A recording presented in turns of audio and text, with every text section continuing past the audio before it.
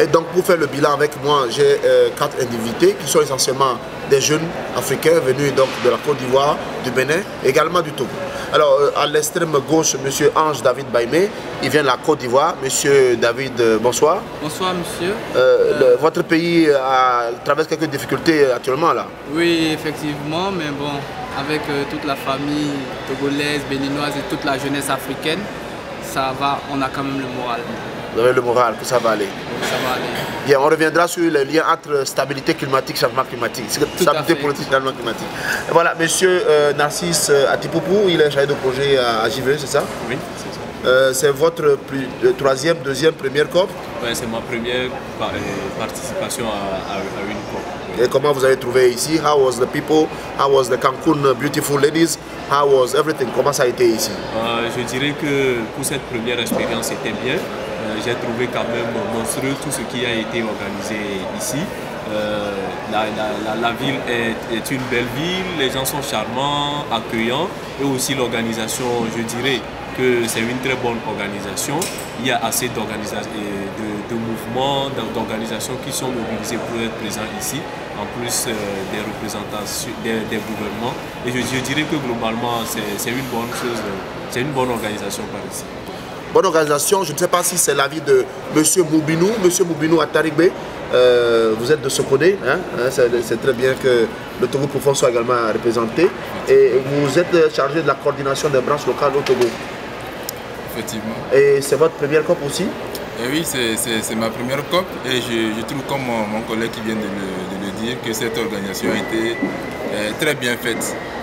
Mais il reste à savoir, d'ici on parle de la fin des négociations d'ici le soir, il reste à savoir si on aura à la suite de cette bonne organisation des résultats escomptés. C'est ça, c'est ce que nous allons voir. Monsieur Maoussé Outoji, il est du Bénin. Monsieur Maoussé, bonsoir. Bonsoir. Vous avez l'air d'être un peu fatigué là après 2 semaines de travaux, n'est-ce pas?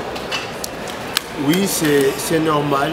Ça a été prudent, le voyage c'est loin, mais je crois qu'on va se reposer. Ça passe. Alors comment vous avez vu les négociations ici déjà? Très ardu. On a vu des gens qui ont fait un marathon terrible, surtout depuis hier, malgré le fait que la présidente des travaux a tout fait pour que les travaux se terminent probablement à 18 h. Selon les dernières nouvelles, ça risque de se continuer très tard dans la nuit, mais les gens restent optimistes et c'est ce qu'on peut retenir à cet instant. Alors commençons par vous. Qu'est-ce qui vous a le plus marqué à Cancun et dans l'organisation ici? Ce sont les hommes. Comme je dis souvent, on peut avoir beaucoup d'énergie, beaucoup de talent, mais c'est les hommes. On a vu un peuple accueillant, comme un collègue l'a dit tout à l'heure, un peuple charmant. On a vu un peuple qui nous apportait de la chaleur humaine. Même si la langue française est très proche de la langue espagnole, la barrière linguistique n'a en rien été un frein à notre bon séjour. Ils ont fait une très grande organisation. Personnellement, je me suis dit, est-ce qu'en Afrique, on pourrait réussir autant de choses? C'est vrai que l'Afrique du Sud, avec la Coupe du Monde, nous a montré qu'on était capable. Mais c'est dans tous les pays africains, c'est possible. On est venu énormément apprendre ici en termes d'organisation, de respect du timing. Les bus venaient à temps, partaient à temps. Et ça, c'est vraiment chapeau. Vous avez également rencontré de très belles filles par ici. De belles filles mexicaines, n'est-ce pas? En tout cas, Dieu a fait de belles créatures. Ah, vous avez bien apprécié, n'est-ce pas? Alors, monsieur Narcisse Atipoupou, dites-moi, à quelques heures de la fin des négociations, est-ce qu'un accord est possible à Cancun, toujours? À quelques heures de la fin des négociations, on ne pense plus vraiment qu'un accord juridiquement contraignant soit possible à Cancun, même s'il y a quelques idées qui peuvent avancer. Des idées peuvent avancer sur les questions d'adaptation, des idées peuvent avancer sur les questions d'atténuation, mais un accord de grande envergure, un accord qui puisse lancer un processus sérieux n'est pas très possible ici à Cancun. Et bien donc, à la fin de cette conférence, ce que nous voulons, c'est qu'il y ait des pistes qui vont permettre que prochainement, aux prochaines COP, qu'il y ait des accords.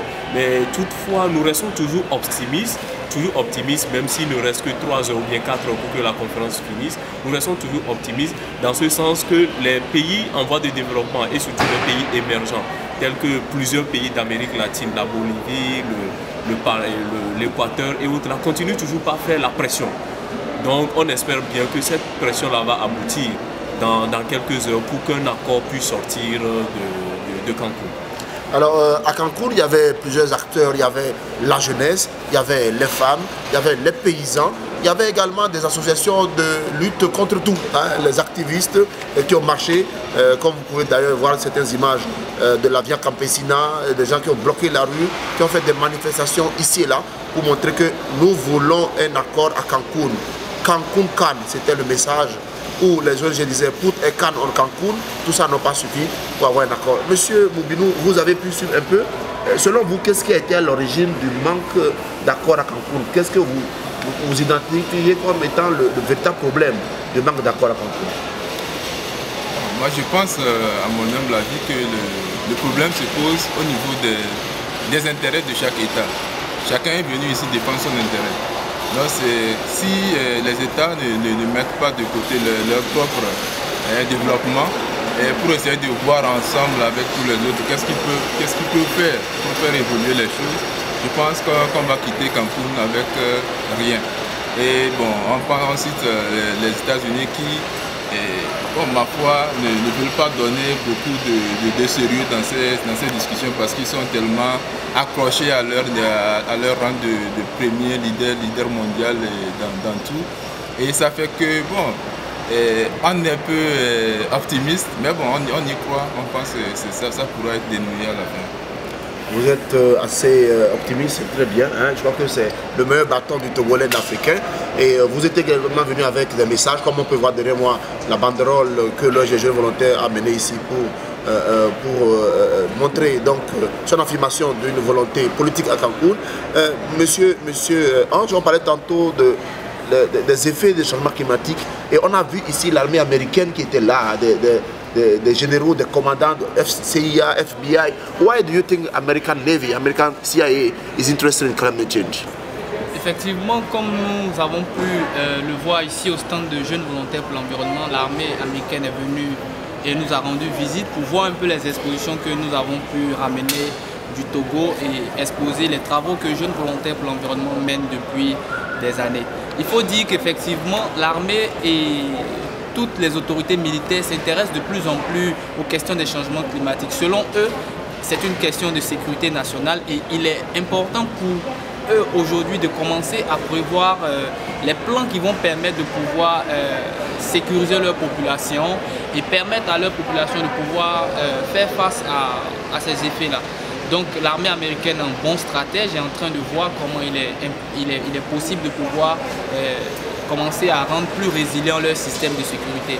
Donc je pense que c'est un appel aussi pour nous pays africains, c'est-à-dire qu'on a dans nos pays au moins les groupements de sapeurs-pompiers qui doivent et qui sont de plus en plus sollicités quand il y a des problèmes de risques et des problèmes de gestion de catastrophes. Donc c'est un modèle et il faudrait que nos États comme le Togo, le Bénin, la Côte d'Ivoire puissent s'inspirer de ce genre de stratégie et déjà commencer à mettre en place des tactiques qui pourront permettre aux populations d'être mieux protégées face aux menaces des changements climatiques qui sont déjà effectifs dans nos pays. Vous voyez un peu les problèmes d'inondation au Burkina, au Bénin, et il est temps que nos États puissent se servir de cela comme nous le laissons. Voilà un peu le message que nous avons pu comprendre par la visite des autorités militaires au stand de Jeunes Volontaires pour l'Environnement. Alors vous êtes ivoirien et à l'heure où nous parlons, la Côte d'Ivoire, tout semble ne pas bien aller encore. Quels sont vos sentiments par rapport à la situation à la maison? Donc un manque de volonté politique, un manque de cohésion politique conséquent pour permettre une stabilité pour le bien-être des Ivoiriens. Et en même temps ici, on fait face au même dilemme, au même paradigme de manque de collaboration, de manque de volonté politique. Est-ce que vous pensez que la politique l'emporte sur la stabilité, sur la paix? Quelles sont vos impressions en tant qu'Ivoirien à Cancun? Effectivement, les dernières actualités que nous avons pu recevoir de Cancun sur le pays nous pousse à désespérer. Mais véritablement, nous pensons qu'il est un peu tard pour être pessimiste, comme le dit Yann Bertrand qui était à nos stands il y a quelques jours. Pour revenir à la question de la stabilité, nous pensons qu'il est souvent malheureux de constater que le même débat qui se passe dans nos pays se répercute au niveau des grandes instances de négociation. C'est la même peur, c'est la même mauvaise volonté politique qui est aujourd'hui la chose la mieux partagée dans ce monde. De la même manière que nous voyons les négociateurs ici et tous les autres partenaires qui ne veulent pas véritablement prendre des décisions courageuses pour le développement de la planète, c'est de cette même manière que nous voyons malheureusement dans nos pays et principalement moi dans mon pays en Côte d'Ivoire que les personnalités politiques ne veulent pas laisser les intérêts égoïstes afin de faire prévaloir la majorité et de faire prévaloir le bien-être de nos populations. Donc en termes de politique, il y a beaucoup de choses à revoir et des décisions courageuses, autant dans nos États africains que dans les grandes scènes internationales, véritablement capitales et impérieuses pour un bon développement. Bien, ça c'est effectivement, vous avez entièrement raison. Suivez donc quelques instants de ce que nous avons pu filmer ici et voir un peu l'ambiance qui a prévalu depuis la ville jusqu'à Kankoumès, en passant par Moon Palace où il y a les gens. I make a quick stop. You stop once.